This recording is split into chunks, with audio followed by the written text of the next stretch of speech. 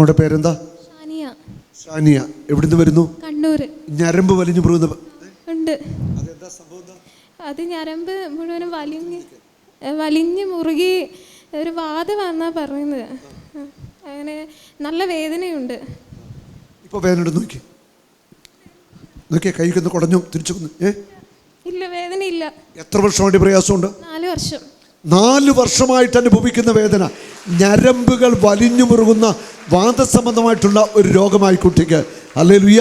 നന്നായിട്ടൊന്ന് കൈയടിച്ച. ഈ കൈയടി പോരാ. ഹല്ലേലൂയ. Praise the Lord. മോളെ, നിനക്ക് സങ്കടം വരുന്നു? ഈ കൊച്ചിന് സങ്കടം വരുന്നു. ഈശോ മോളെ തൊട്ട് കേട്ടോ. ഇനി ഒരിക്കലും ഈ പ്രയാസം ഉണ്ടാകത്തില്ല. ഹല്ലേലൂയ. എല്ലാവരും കരവൊന്ന് പിടിച്ചേ. കുഞ്ഞിന് വേണ്ടി പ്രാർത്ഥിച്ചേ, ഒന്ന് അനുഗ്രഹിച്ചേ.